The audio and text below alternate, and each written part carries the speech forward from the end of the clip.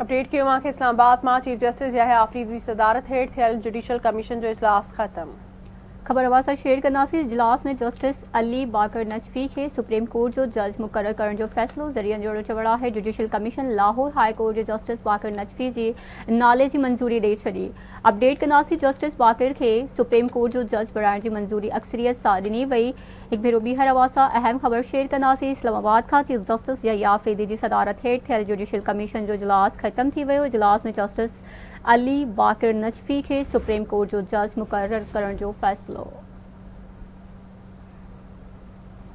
Update की वहाँ के judicial commission Lahore high court के जस्टिस बाकर नजफी जे नाले की मंजूरी दे छड़ी। जस्टिस बाकर के सुप्रीम कोर्ट जो जज बनाने की मंजूरी अक्सरियत सां ॾिनी वई।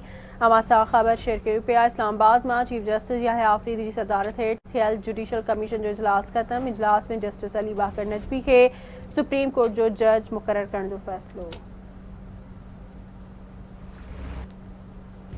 एक भेरो ॿीहर अवासा अहम खबर शेयर करनासी इस्लामाबाद का चीफ जस्टिस याहिया आफरीदी की सदारत हेठ थियल जुडिशल कमीशन जो इजलास खत्म। इजलास में जस्टिस अली बाकर नजफी के सुप्रीम कोर्ट जो जज मुकर्रर करण जो फैसलो ज़रिए जोड़ो चवड़ा है। Judicial commission Lahore high court जो जस्टिस बाकर नजफी जे नाले की मंजूरी दे छड़ी।